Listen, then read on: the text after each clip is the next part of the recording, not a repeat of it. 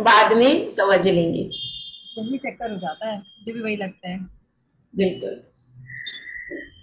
लेकिन जो सामने बैठ के क्लास में बैठ के जो सीखने का महत्व है वो रिकॉर्डिंग को सुन के उसका महत्व नहीं होता है। ठीक है ना।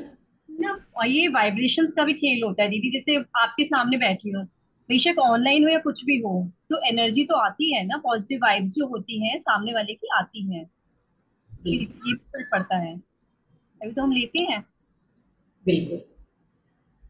चलिए ठीक है, शुरुआत करेंगे तीसरे नंबर के काव्य से। ठीक है, तो सभी लोग इसका सबसे पहले शुद्ध उच्चारण पढ़ना सीखेंगे और लयबद्ध तरीके से। जितना आप लय के साथ करेंगे, देखिए भक्ति क्या होती है, आप गाना ही देख लीजिए। जब आप कोई भी गाना पढ़ते हैं, सुनते हैं और फिर उसको उतने ही लय से जब आप अपने अंदर से उसको गाने को बोलते हैं तो उसका एक अलग ही सुर निकलता है। सुनने वाले को भी उसमें क्या होता है, एक अच्छा लगता है और आपके अंदर भी एक संतुष्टि का भाव आता है कि नहीं मैंने देखो कितने अच्छे से गाया, जब वो आपके अंदर से निकलता है। लेकिन उसी अगर आप ऐसे ही जल्दी जल्दी कोई भी गाने को गुनगुना देंगे या पढ़ लेंगे, उसमें इतना मजा नहीं आता। ऐसे ही ये है हमारे श्लोका होते हैं, जब हम उन्हें बिल्कुल ही अच्छी तरह से बिल्कुल लय के साथ उसको पढ़ते हैं, समझते हैं और बोलते हैं तो वो सामने वाले को भी अच्छा लगता है और साथ ही साथ हमारे अंतरंग में भी क्या आती है, एक मतलब संतुष्टि का भाव आता है। ठीक है, तो उसी प्रकार से सबसे पहले तीसरे नंबर का काव्य है, उसका शुद्ध उच्चारण। और ये हमारी आई साइड के लिए है, यानी कि हमारी जो आई साइड वीक होती है, आज के समय में अधिकतर सभी की होती है, तो वो आई साइड हमारी कैसे हम उसको इंप्रूव करें, उसी का वर्णन ये हमारे थर्ड नंबर के काव्य के अंतर्गत है। विशेष जानकारी बाद में, तो सबसे पहले चलिए हाथ जोड़ेंगे। बुद्ध्या विनापि विबुधाचिते पादपीठ तो तुम समुद्यत मतिर्विगता तपोहम बालम विहाय जल संस्थित बिंदु बिंबा मन्याका इच्छति जना सहसा ग्रहीतुम। ठीक है, तो बुद्ध्या, ठीक है, आधा दे तक बुद्ध्या विनापी। देखिए इसमें एक एस की तरह बना हुआ है तो वो साइलेंट होता है। जैसे आप लोग इंग्लिश में भी पढ़ते हैं ना कि ये चीज, ये शब्द क्या है, साइलेंट है, तो यहाँ पर क्या साइलेंट है, ए से अनार, तो वहां पर क्या बना दिया, एस की तरह बना दिया, यानी कि यहाँ पर ए साइलेंट है। ठीक है, तो बुद्धिया विनापी इस तरह से पढ़ेंगे। वैसे तो क्या है, विना अपी ऐसे है, लेकिन साइलेंट कर दिया है क्योंकि इसमें ए को, तो बुद्धिया विनापी। ठीक है, विभुधार्चित पाद पीठस, आधा से को इसमें जोड़ लेंगे, पीठस। ठीक है, फिर तो तुम समुद्यत मतिर, जो वी के ऊपर आधा रे लगा हुआ है उसको भी इसमें जोड़ेंगे, मतिर रे तक। ठीक है, विगत त्रपोहम बालम विहाय जल संस्थित, संस्थित बिंदु बिंब मन्या का इच्छति जना सहसा ग्रहीतुम। ठीक है, एक बार और, बुद्ध्या विनापि विबुधार्चित पाद पीठस तो तुम समुद्यत मतिर विगतत्रपोहम बालम विहाय जल संस्थित बिंदु बिंब मन्या का इच्छति जना सहसा ग्रहीतुम। ठीक है, अपनी अपनी लय लगा सकते हैं सब लोग, जरूरी नहीं है कि जो मैं लय बता रही हूं आप उसी लय के अकॉर्डिंग चलेंगे, अपनी अपनी लय में भी आप बोल सकते हैं। ठीक है, तो चलिए इसके हम रिद्धि और मंत्र देखेंगे, फिर इस काव्य की क्या उपयोगिताएं हैं उसको हम बताएंगे। तो रिद्धि और मंत्र आरती बताएंगे आपको। हाँ, जय श्री। जैसे पहले मैंने आपको पहले भी बताया था, इसका एक एक वर्ड इंपॉर्टेंट है, चाहे रिद्धि हो चाहे मंत्र। दीदी मेरी आवाज क्लियर है ना? बिल्कुल। तो हम रिद्धि भी बड़े ध्यान से पढ़ेंगे और मंत्र भी बड़े ध्यान से पढ़ेंगे, क्योंकि इन सबका बहुत महत्व है। रिद्धि हमारी आगम से आई है, आगम मतलब जो गंधर ने बोली है ना, वहां से आई हुई ये वाणी। अ, आप लोग मेरे साथ ध्यान से पढ़ना। ओम रीम, हा के नीचे रा का रेफ लगा हुआ है ना, तो रीम बोलेंगे। ओम रीम अर्हम नमो परम ओही है ना, तो पर मोही जिणाणम। झा के नीचे फिर राका है, ज्नो ज्नो नमः स्वाहा। अब दोबारा से पढ़ते हैं, मैं एक एक अक्षर फिर ध्यान आराम से पढ़ूंगी। ओ ह्रीम अर्हम नमो परमोहि जिणाणम ज्रोम ज्रोम नमः स्वाहा। इसमें आप ना और णा का डिफरेंस जरूर देखना, क्योंकि ये जो ना है ये प्राकृत भाषा का है और इसका बहुत महत्व है। जब हम नमोकार मंत्र पढ़ते तो नमो नहीं बोलते हैं, न बोलते हैं, नमो अरिहंताणम। ठीक है, तो इसी तरह से ओम ह्रीम अर्हम नमो परमोहि जिणाणम ज्रोम ज्रोम नमः स्वाहा। इसका अर्थ होता है कि ऐसे ब्रह्म अवधि ज्ञान प्राप्त है उन्हें हमारा नमस्कार हो, नमस्कार हो, नमस्कार हो। ठीक है, अब हम मंत्र पे आते हैं। ओम ह्रीम श्रीम क्लीम सिद्धेभ्यो बुद्धेभ्यो सर्व सिद्धि दायकेभ्यो नमः स्वाहा। ओम नमो भगवते परम तत्वार्थ भाव कार्य सिद्धि राम ह्रीम रूम रोम रे अस्वरूपाय नमः। कोई दिक्कत तो नहीं आ रही मेरे ख्याल से आप लोगों को ना? मैं दोबारा पढ़ती हूँ, आप मेरे साथ साथ बोलना। ओम ह्रीम श्रीम क्लीम सिद्धेभ्यो बुद्धेभ्यो सर्व सिद्धि दायकेभ्यो नमः स्वाहा। ओम नमो भगवते परम तत्वार्थ भाव कार्य सिद्धि राम ह्रीम रूम रोम रे अस्वरूपाय नमः। इसका अर्थ होता है कि जो पंच परमेष्टि हैं इसमें उनको नमस्कार किया गया है। हमारे कार्यों की सिद्धि प्राप्त हो, बोधि की प्राप्ति हो, ऐसे भगवान जिन्हें परम तत्व की प्राप्ति हुई है और जो सभी कार्यों को करने में सहायक हैं, ऐसे सिद्ध परमेष्टि को हमारा नमस्कार हो, नमस्कार हो, नमस्कार। ठीक है ना? रिद्धि का अर्थ रह गया दीदी। रिद्धि का अर्थ मैंने बताया था कि जिन्हें परम अवधि ज्ञान प्राप्त है। अच्छा, इसमें परमोहि है ना, परम, तो परम अवधि ज्ञान प्राप्त है ऐसे मुनिराज को नमस्कार हो। बिल्कुल, बहुत अच्छे, एकदम देखिए बिल्कुल शुद्ध उच्चारण करवाया है आरती ने रिद्धि और मंत्र का। तो जितना शुद्ध उच्चारण हम काव्य का करते हैं उतना ही हमें रिद्धि और मंत्र का भी शुद्ध उच्चारण करना है, क्योंकि वो चीज भी बहुत इंपॉर्टेंट है इसमें। ठीक है ना? अब हम इस काव्य की उपयोगिता को समझेंगे। देखिए, जब भी हम कोई भी चीज करते हैं तो सबसे पहले हर किसी चीज को करने के लिए 4 नियम होते हैं। ठीक है ना? अब उन 4 नियम को कौन कौन से वो 4 नियम है जिनको कि हमें फॉलो करना चाहिए हर चीज में, तभी कोई चीज हमें क्या होती है, प्राप्त होती है। जब तक आप नियम को फॉलो नहीं करेंगे तो हमें प्राप्त नहीं होगी। क्या नियम है? इस भक्तांबर स्तोत्र से हम किस प्रकार से अपने आप को उसके और ज्यादा अच्छे परिणाम पा सकते हैं, रिजल्ट्स पा सकते हैं, इसके लिए 4 नियम जरूरी होते हैं। सबसे पहला है भक्ति, यानी कि डिवोशन। भक्ति होना बहुत जरूरी है। अगर आपको भक्ति ही नहीं होगी तब आप भक्ति का काव्य कैसे कर पाएंगे? ठीक है ना? तो आपके अंदर पूर्ण रूप से भक्ति होनी चाहिए कि हम आदिनाथ भगवान के चरणों में अपनी पूर्णता, अपनी भक्ति को समर्पित कर रहे हैं, तभी आपको कोई ना कोई परिणाम मिलेंगे। सेकंड नंबर पे है समर्पण, यानी कि सरेंडर। अपने आप को पूरी तरह से भगवान के चरणों में क्या कर दो, सरेंडर कर दो कि हे प्रभु, अब आप देख लो, जो भी समस्या है मैंने तो आपको बता दी है और अब आपको ही क्या करना है, उसका सोल्यूशन ढूंढना है। जैसे बच्चे किस पे डिपेंड होते हैं, मम्मी पापा पे, कि मम्मी पापा आप देख लो आपको क्या करना है। तो ऐसे ही क्या कर लो, प्रभु के चरणों में खुद को सरेंडर कर दो कि हे प्रभु, अब आप ही देखो, आपका ही काम है कि मुझे इस समस्या से, इस प्रॉब्लम से कैसे बाहर निकालना है। तो यानी कि पूरा सरेंडर, उसमें किंतु परंतु नहीं कि नहीं ये काम होगा कि नहीं होगा। यानी कि आपका ट्रस्ट भी लगेगा, आपका विश्वास भी लगेगा, पूरा ट्रस्ट रखो। ये नहीं कि नहीं तुम ये क्या कर रहे हो, किसी ने कह दिया आपसे, अरे भक्तांबर जी से तो कुछ नहीं होता, और आपका ट्रस्ट क्या हो गया, वहीं की वहीं हिल गया। अरे नहीं, दीदी ने तो कहा था होता है, ये कह रहे हैं नहीं होता है। तो ऐसे नहीं, पूरा ट्रस्ट, इतना ट्रस्ट कि सामने वाले को बदल दो आप अपनी बातों से, इतना ट्रस्ट रखो। ठीक है? जब तक आप ट्रस्ट नहीं रखोगे तब तक आपका कोई भी काम होने वाला नहीं है। तो भक्ति हो गई, समर्पण हो गया और साथ ही साथ विश्वास भी हो गया, यानी कि ट्रस्ट भी आ गया।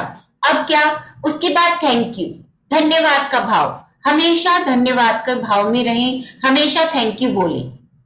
कि हे प्रभु, जो भी आज मेरे पास है, जो भी आपने मुझे दिया है, उसके लिए मैं क्या करती हूँ, आपको थैंक यू बोलती हूँ, आपका धन्यवाद बोलती हूँ। जरूरी नहीं है कि सब चीज हमें मिल जाए, हमारे अकॉर्डिंग सब कुछ मिले, लेकिन हमेशा अपनी दृष्टि को क्या रखो, उधर देखने की कोशिश करो कि हमें क्या मिला है। जैसे एक गिलास है, आधा पानी का भरा हुआ है और आधा कैसा है, आधा खाली है। आप क्या देखोगे, खाली गिलास देखोगे कि भरा हुआ गिलास देखोगे? यही आपकी दृष्टि है। अगर आपकी नजर खाली गिलास पे जाती है तो यानी कि अब आपको अपने दृष्टिकोण को बदलने की जरूरत है। और यदि आपकी नजर उस भरे हुए गिलास पे जाती है कि आधा तो भरा हुआ है ना, आधा तो है हमारे पास, ठीक है, तो यानी कि आप बिल्कुल सही बात पर हो।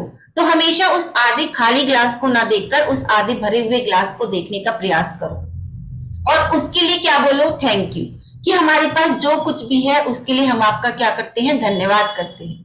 तो डेली हमेशा धन्यवाद की भाव में रहो। इस जो नेचर है देखो, उसको भी धन्यवाद दो।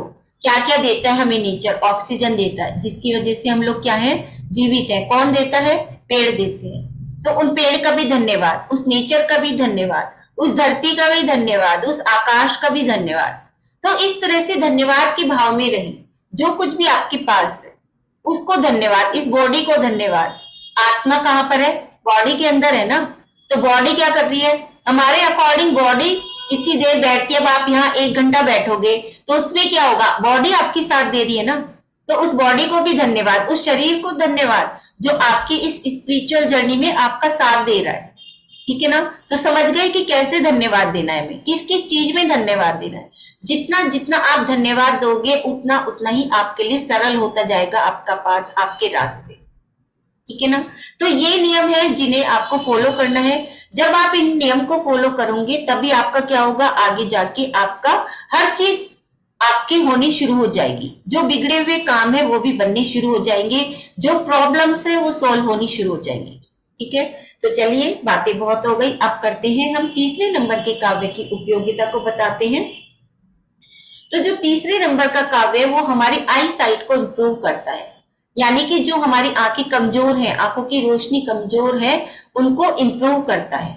ये तो हो गया हमारी आई साइट, यानी कि बाहर की चीज। साथ ही साथ जो हमारा देखने का नजरिया है, हमारा जो दृष्टिकोण है, उसको बदलता है। यानी कि जब हम इस काव्य की साधना करते हैं तो अगर कोई हमें अपना शत्रु दिखता है तो वह भी क्या है, हम उसके प्रति क्या हो जाते हैं, सिंपल बन जाते हैं। सिंपलिसिटी हमारे अंदर आती है, हमारे देखने का नजरिया बदलता है और फिर हम क्या हो जाते हैं, हम उसको भी अपना मित्र समझने लग जाते हैं। जैसे कि मैंने अभी बताया था कांच के गिलास का, हम यहाँ पर कि आधा गिलास भरा हुआ है आधा खाली है। ऐसे ही जो हमारा शत्रु है, हम अगर अपना दृष्टिकोण बदल ले, उसको देखने का नजरिया बदल ले, तो हो सकता है कि वो हमें अपना फ्रेंड लगने लगे, हो सकता है कि वो हमें अपना मित्र लगने लगे। उसके अंदर भी कुछ अच्छाइयां हो और हमारे अंदर भी कुछ बुराइयां हो। तो हमारा जो दृष्टिकोण है उसको चेंज करता है ये वाला काव्य, ठीक है। तो इस प्रकार से और क्या क्या करता है, फेमस होने के लिए इस काव्य की और क्या उपयोगिता है, फेमस होने के लिए। मान लीजिए कोई बहुत काम करते हैं अपने ऑफिस में भी, लेकिन उनको उनके काम का वो रिजल्ट नहीं मिलता जो कि किसी और को मिल जाता है ऑफिस में, जो कि कम काम करते हैं। लेकिन वो अपने आप को क्या करना चाहते हैं कि हमें हमारे काम का जितना हमने काम किया है उतना तो हमें रिजल्ट मिले। तो फेमस होने के लिए भी ये वाला काव्य है थर्ड नंबर का, ठीक है। और साथ ही साथ क्या है, हमारा जो एटीट्यूड है वह भी बदलता है देखने के लिए। जैसे मैंने कहा कि दृष्टिकोण हमारा चेंज होता है, ठीक है। अब इसके लिए हम क्या कर सकते हैं, इस काव्य की साधना तो हम करें ही, शुरू में ही हमने बताया था कि साधना कैसे करनी है, ठीक है। 21 दिन तक करनी है और साथ ही साथ सुबह दीपक जला के हमें करनी है। 27 बार हमें काव्य पढ़ना होता है, 108 बार यानी कि एक माला रिद्धि की और एक माला मंत्र की। अगर माला पूरी पूरी नहीं कर सकते हैं तो हम क्या कर सकते हैं, 27 बार या 51 टाइम्स इस प्रकार से भी हम पढ़ सकते हैं। लेकिन उसको हम ये ही रखें कि हम 21 डेज तक इतना ही करेंगे। 21 डेज तक अगर हम 27 टाइम पढ़ रहे हैं तो हम वही फॉलो करेंगे डेली के डेली, ठीक है। तो एक अपना विजन लेकर चलेंगे कि हम किस चीज से कितना हमारे पास टाइम है और हम उसको कितना देर तक हम लगा सकते हैं, इस प्रकार से, ठीक है। डेली भी पढ़ सकते हैं, अगर हमें जरूरत है अपनी आई साइट को इम्प्रूव करने के लिए तो हम डेली भी इस काव्य को पढ़ सकते हैं। और साथ ही पानी रख के सामने उसको ऊर्जान्वित करके उसमें अपनी अफर्मेशंस डाल के और ये रिद्धि और मंत्र का डाल के वो पानी भी पी सकते हैं। ठीक है, ये इसकी साधना होती है। साथ ही साथ और हम क्या कर सकते हैं, देखिए इस वाले काव्य में जो इसका है, एक मिनट, इसका जो बीजाक्षर है वो है ई, ई, बड़ी ई। ठीक है, ये इसका बीजाक्षर है।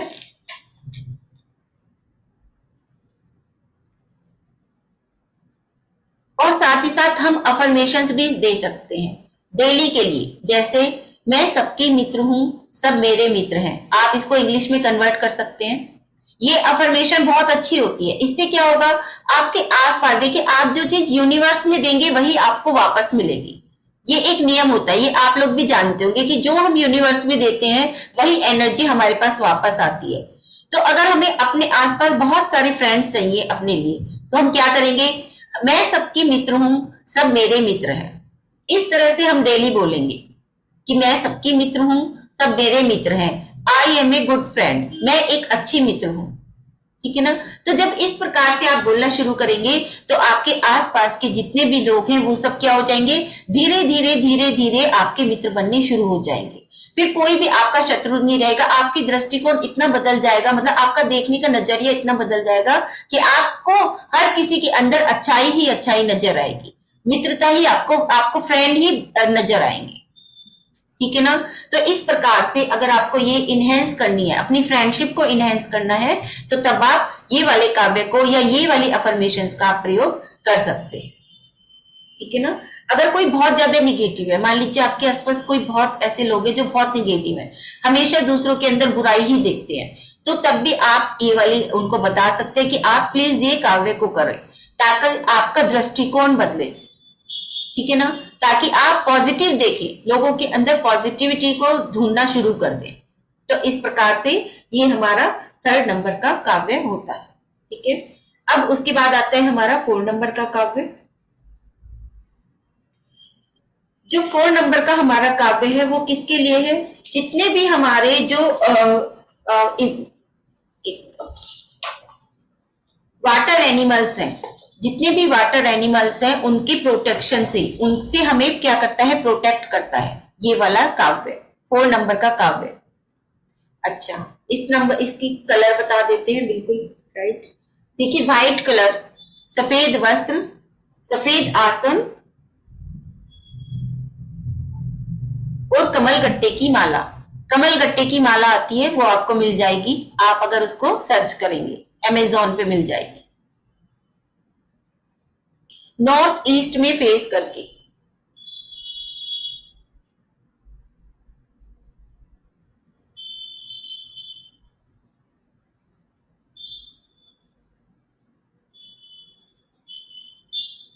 ठीक है, तो इस प्रकार से आपको ये साधना करनी है। वो मैंने बता ही दिया कैसे करनी है। 21 दिन तक करनी है, 27 बार आपको काव्य पढ़ना है, 108 बार रिद्धि और 108 बार मंत्र। अदरवाइज जितना भी आपके पास टाइम है आप उतना पढ़ सकते हैं, कम भी पढ़ सकते हैं, ज्यादा भी, लेकिन तरीका यही है, 27 बार काव्य, 108 बार रिद्धि और 108 बार मंत्र। ठीक है ना। फिर उसके बाद है हमारा 4 नंबर का काव्य।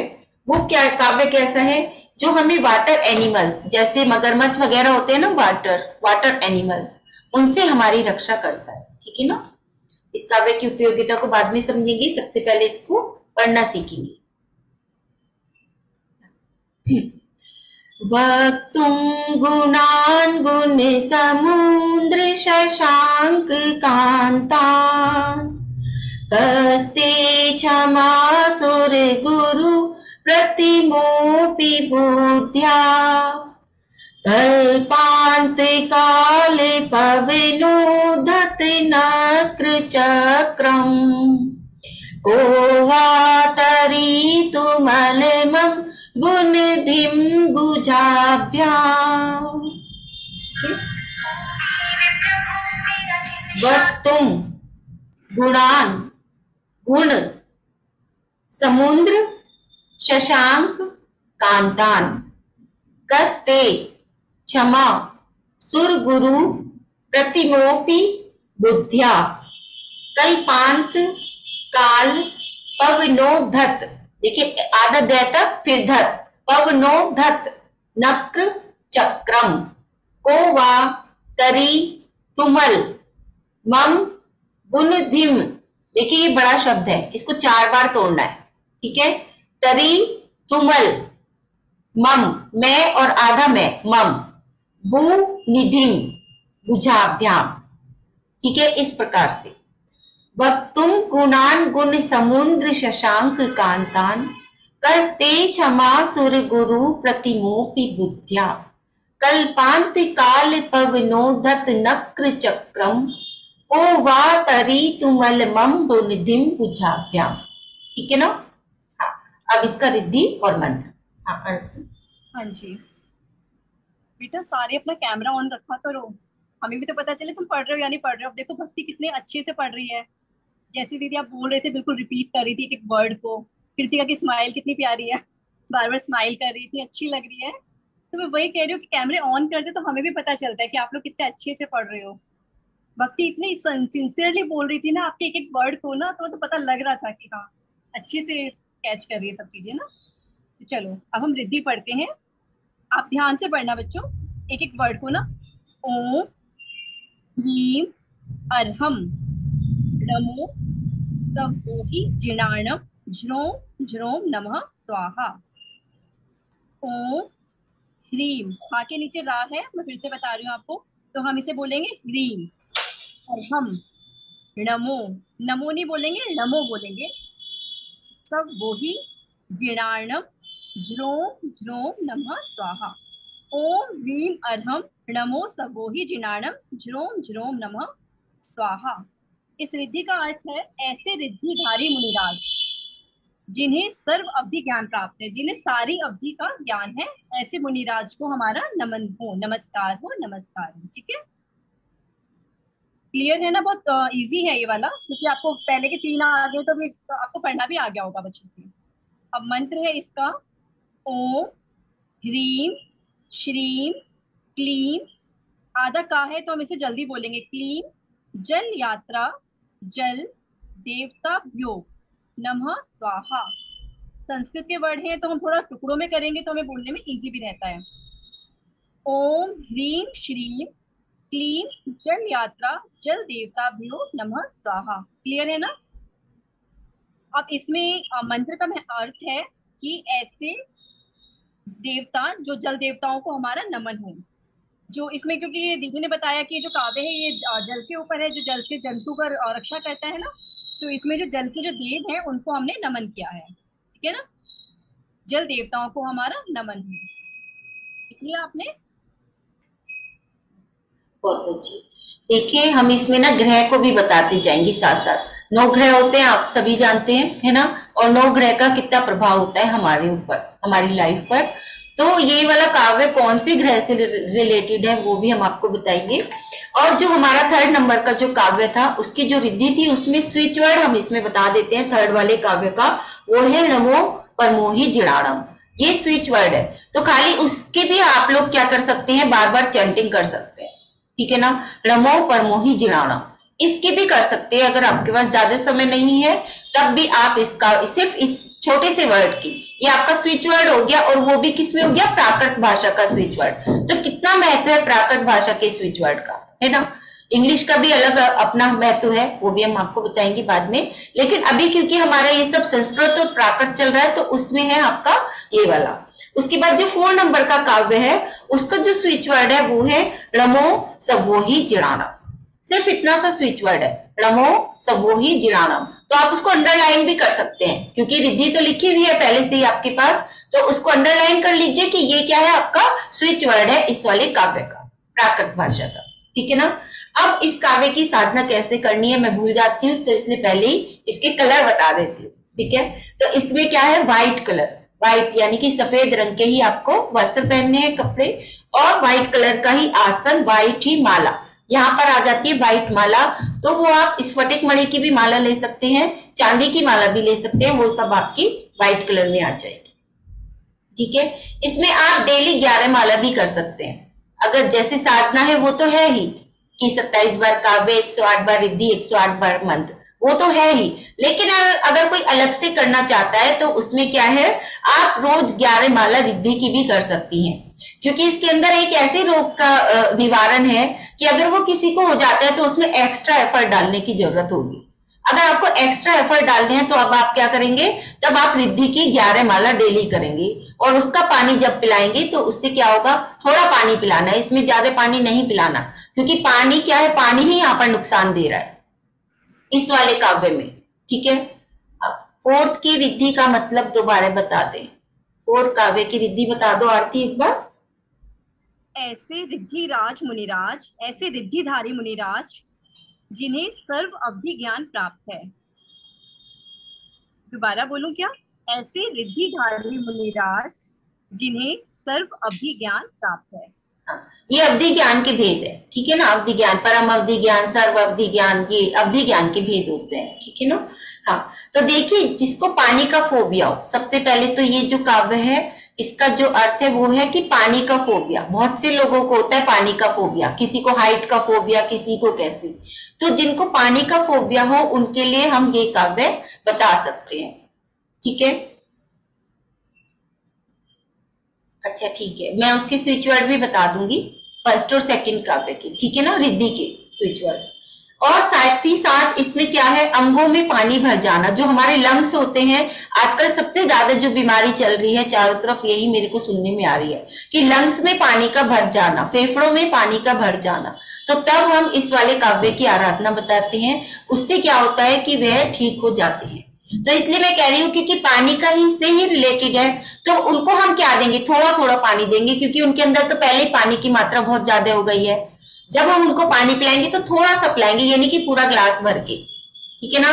तो जिनके लंग्स में पानी भर गया है उनके लिए ये वाला काव्य है। साथ ही साथ और कहीं भी पूरी बॉडी में अगर कहीं भी पानी भर जाता है, पानी की कमी के लिए नहीं, पानी भरना, ज्यादा हो जाना, पानी की मात्रा का ज्यादा हो जाना, तब ये वाला काव्य करेंगे कि लंग्स में पानी भर गया या कहीं और पूरी बॉडी में पानी भर गया, स्वेलिंग आ गई, इससे क्या होगा, स्वेलिंग आ जाएगी आपकी बॉडी में। जब पानी भरने लग जाता है बॉडी में तो स्वेलिंग आने लग जाती है, ठीक है। तो तब हम इस काव्य की आराधना बताते हैं। साथ ही साथ जिनको एनिमल से, वाटर एनिमल से जिनको बहुत डर लगता है, फोबिया होता है जिनको वाटर एनिमल से, उनके लिए भी। और साथ ही साथ दांत के दर्द के लिए, जिनको दांत का दर्द होता है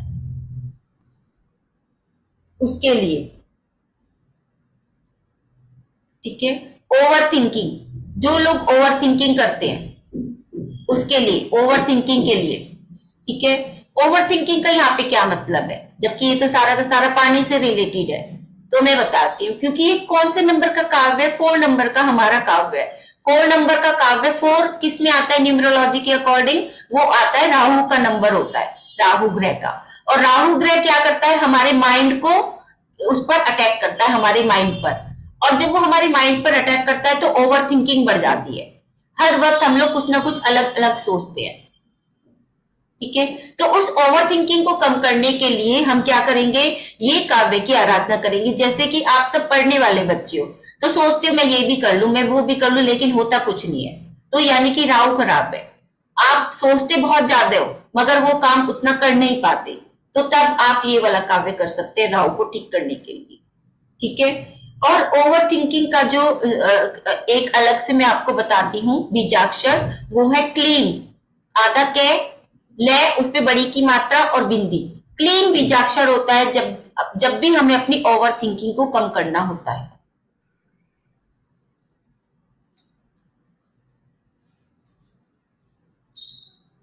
ठीक है।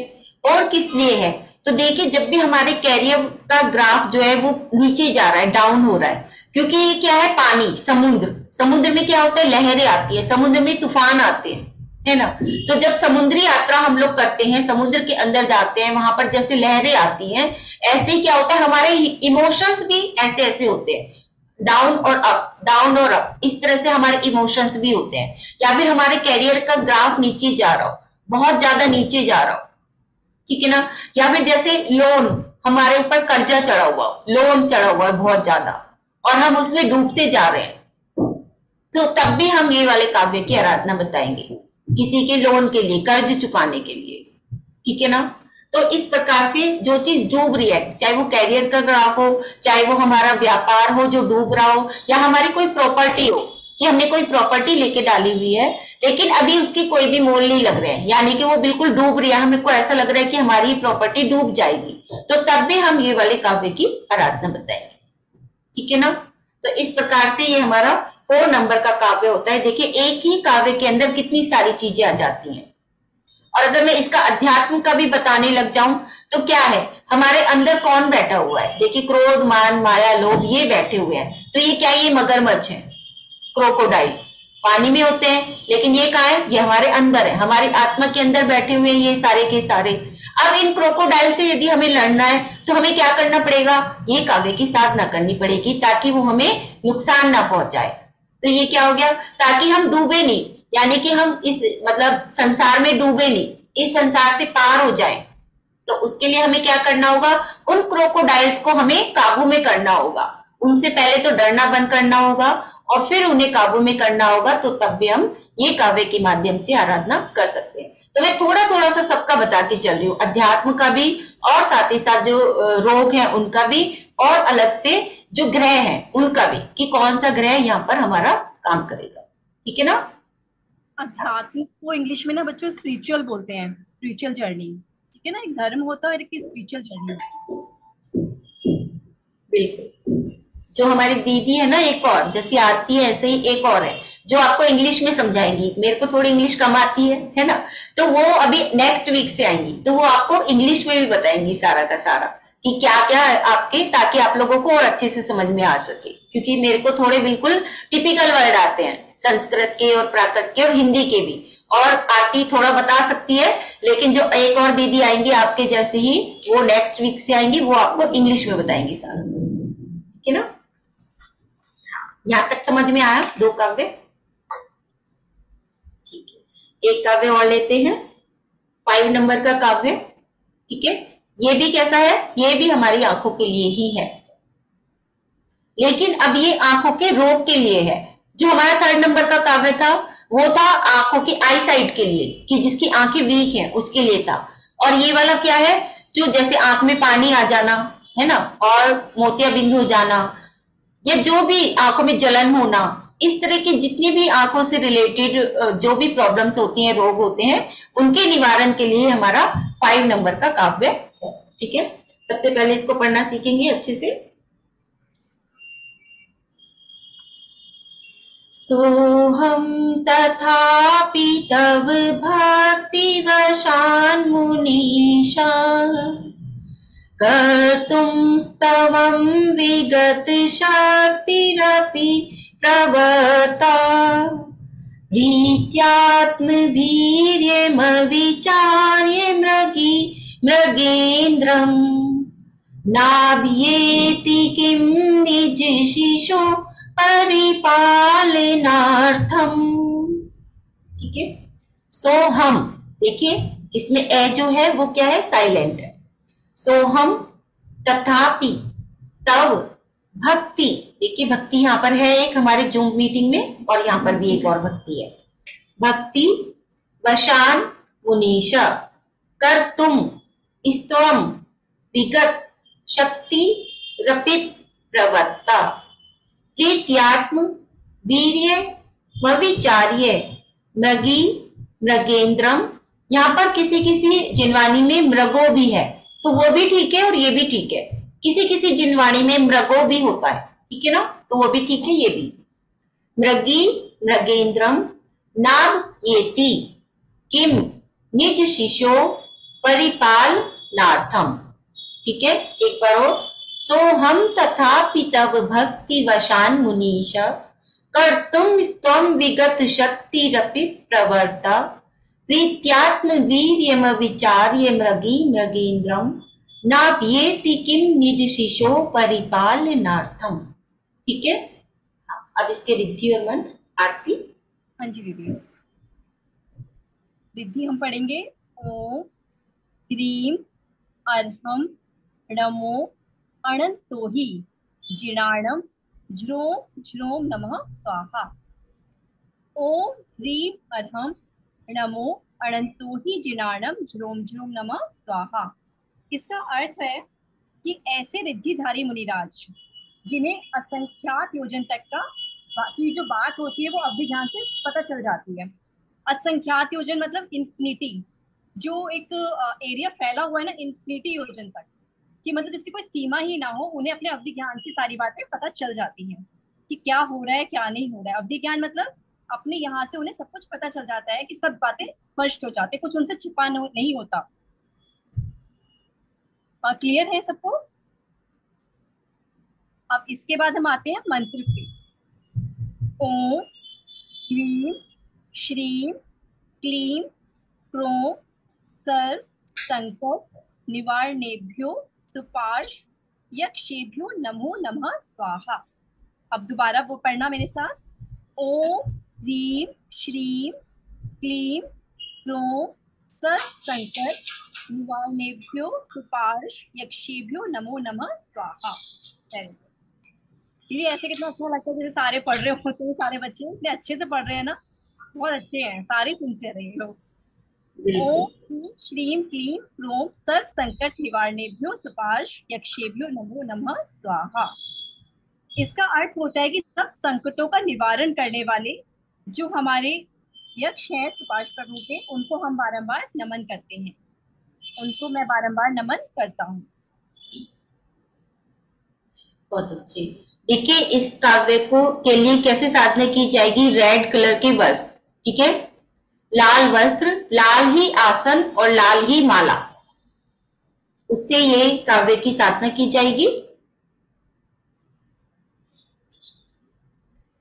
और इसका जो बीजाक्षर है वो है क्रोम, उसमें लिखा हुआ भी है पीडीएफ में, लेकिन फिर भी क्रोम इसका बीजाक्षर है। मतलब वो आंखों पर अंकुश लगाएगा, क्योंकि हमें रोग पर अंकुश लगाना है ना, उनको अपने काबू में करना है उस रोग को, तो उसके लिए हम क्रोम बीजाक्षर करेंगे। तो जब भी हम इस काव्य की साधना करेंगे किसी भी आंख के रोग के लिए, तब हम बीजाक्षर की भी जरूर करेंगे, ताकि वो हमारे काबू में आ जाए वो रोग। और कोई भी बड़े से बड़ा रोग हो, वो क्या होता है, जैसे आंख में पानी आ रहा है, आंख में जलन हो रही है, आंख दुखनी आ जाती है अभी गर्मियों के समय में, तो तब हम इस काव्य को पढ़कर 27 बार ही उसको पढ़कर उस पानी को ऊर्जान्वित करके और क्या कर लेंगे, पी लेंगे, तो उससे हमारी जो आंखों की जो रोग है वो दूर हो जाएंगे। ये तो छोटे हैं, लेकिन बड़े बड़े रोग कैसे दूर होंगे, तब हमें प्रॉपर 21 दिन की साधना करनी पड़ेगी। जैसे किसी को मोतियाबिंद हो गया है ना, इस तरह के जो बड़े बड़े रोग है कि उनकी पुतली में कुछ हो गया आंख की, तो बड़े बड़े रोग के लिए हमें 21 डेज की साधना करनी पड़ेगी। और वही वैसे ही 27 बार काव्य, 108 बार रिद्धि और 108 बार मंत्र, और उनका पानी पिलाना पड़ेगा। और साथ ही इसमें जरूरी है क्रोम बीजाक्षर की भी एक जाप करनी, ठीक है, ताकि वो और ज्यादा वो जो रोग है वो हमारे कंट्रोल में आ सके, ठीक है ना। अब इसके लिए हम देखते हैं कि और किस किस चीज के लिए ये हमारा 5 नंबर का काव्य है। तो देखिए सबसे ज्यादा तो है आंखों से संबंधित जितने भी रोग हैं उन सब के लिए ये काव्य है। कान के दर्द के लिए, अगर कान में दर्द हो रहा है तब भी हम इस काव्य को पढ़ सकते हैं, ठीक है। हमारी जो विजन है उसको इंप्रूव करता है, मान लीजिए हमारा कोई विजन है तो उसको इंप्रूव भी ये वाला काव्य करता है।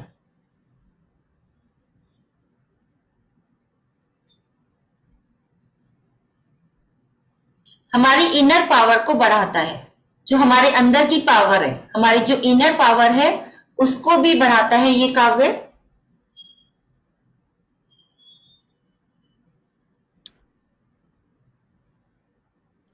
ठीक है, साथ ही साथ मान लीजिए हम लोगों का आत्मविश्वास को क्या कहते हैं आरती इंग्लिश में, कॉन्फिडेंस।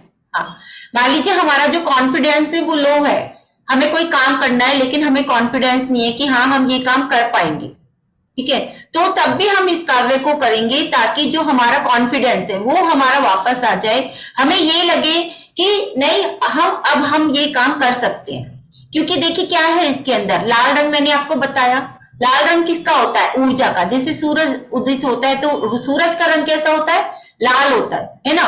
तो लाल रंग से क्या होता है, हमारे अंदर ऊर्जा आती है। तो जब हम इस काव्य को करेंगे, और हमने आपको बताया लाल रंग से आपको करना है, लाल रंग के कपड़े पहनकर, है ना। तो जब हम इस काव्य को करेंगे, और जो क्रोम बीजाक्षर है वो भी क्या, अग्नि बीज है। तो जब हम इस काव्य को करेंगे तो हमारे अंदर एक ऊर्जा आएगी, हमारे अंदर एक पावर आएगी कि नहीं, हमारे इनर की जो हमारी वो है, इनर है हमारा, वो इंप्रूव होगा, आत्मशक्ति बढ़ेगी, हमारा आत्मविश्वास बढ़ेगा, हमारा कॉन्फिडेंस बढ़ेगा, और तब हम उस काम को अच्छे से कर पाएंगे। जिस काम को करने के लिए हम ये सोच रहे हैं कि हम ये काम कर सकते हैं या नहीं कर सकते हैं, हम कंफ्यूजन में है कि हम ये काम कर पाएंगे या नहीं। ठीक है, तो अगर इस प्रकार की भी स्थिति आती है तो तब भी हम इस काव्य को कर सकते हैं, उसको पढ़ सकते हैं, ताकि हमारे अंदर एक कॉन्फिडेंस लेवल हमारा बढ़ जाए। ठीक है, तो इस प्रकार से ये काव्य है। और नेत्र का मैंने बता ही दिया, आंखों से संबंधित समस्त रोग के इलाज के लिए ये काव्य है। और अगर किसी की आई साइट भी वीक है और आंखों में पानी भी बहुत बहता है, आंखों में जलन भी रहती है, तो दोनों काव्य को मिलाकर करेंगे। ठीक है, दोनों काव्य को मिलाकर कैसे करेंगे, 27-27 बार सारी चीजें पढ़ लेंगे। वो काव्य की भी तीनों बार तीनों चीजें पढ़ लेंगे पहले 27-27 बार, ये काव्य की भी तीनों चीजें 27-27 बार पढ़ लेंगे, क्योंकि बहुत ज्यादा समय नहीं होता कि पूरा पूरा करें।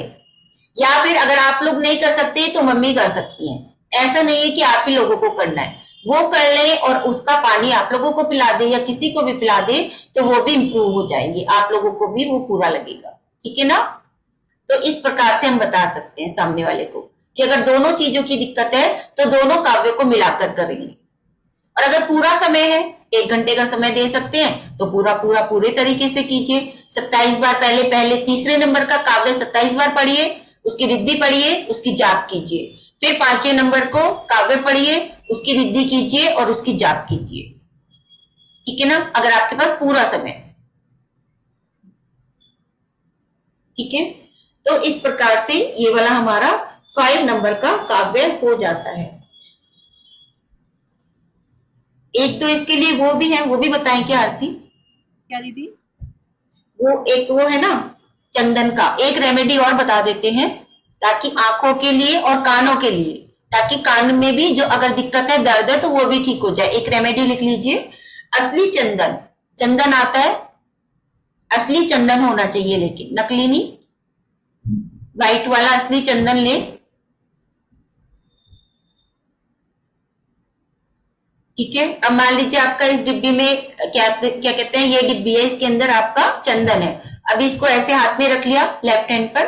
ठीक है, फिर उसके ऊपर सारी की सारी चीजें पढ़ ली आपने, जितनी भी चीजें बताई हैं इस वाले काव्य की, वो पढ़ ली। ठीक है, तो आपका वो क्या हो गया, मंत्रित हो गया आपका चंदन। अभी आप क्या करें, इसको डिब्बी को बंद करके रख दें, और फिर उसको सुबह शाम यहाँ पर टीका लगाएं, जैसे मंदिर में टीका लगाते हैं या जैसे भी टीका लगाते हैं। तो जब यहाँ पर टीका लगाएंगे तो उससे क्या है, आपकी आंखों में ठंडक जाएगी। चंदन क्या होता है, ठंडक देता है। ठीक है ना, तो इस प्रकार से आपकी आंखों में भी ठंडक जाएगी और आपके जो कान का दर्द है वो भी ठीक होगा इससे।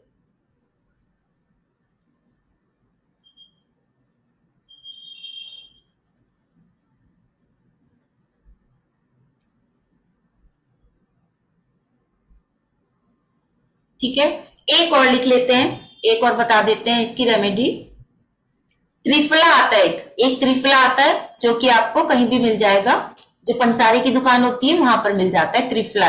एक बूटी होती है, जड़ी बूटी होती है ना, एक त्रिफला आता है। ठीक है, उसको मिट्टी के बर्तन में रात को भिगो दें, कूट कर, या पिसा हुआ मंगा लें, कूट कर रात को मिट्टी के बर्तन में भिगोना है।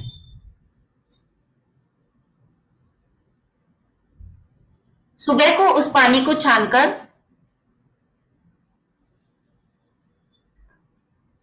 आंखों पर छींटे मारे, उस पानी से आंखों पर छींटे मारे, तो जो नंबर है वो नहीं बढ़ेगा। ठीक है, आंखों का जो नंबर है वही रुक जाएगा, नहीं आगे नहीं बढ़ेगा।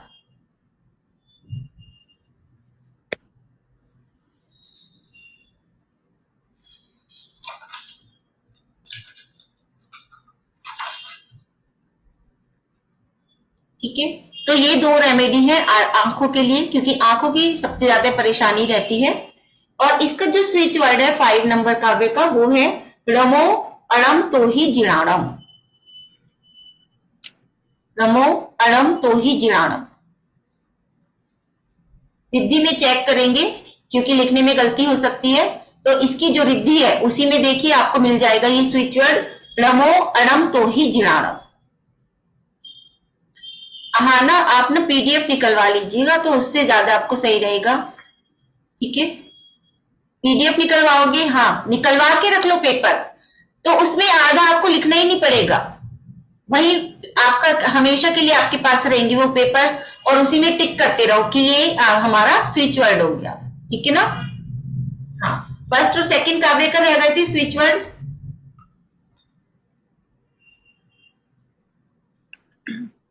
फर्स्ट काव्य का है रमो जिराणम,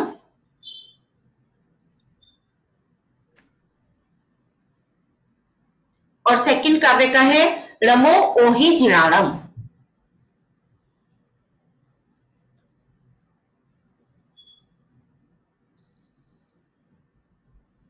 ठीक है, आप लोग ऐसे भी कर सकते हैं, मंदिर तो जाते ही होंगे सुबह शाम या संडे, संडे टू संडे, तो आप लोग क्या कर सकते हैं, चलो एक माला हमने एक ही रिद्धि की फेर ली, ये छोटे से स्विच वर्ड की एक माला बैठे मंदिर में और फेर कर आ गए।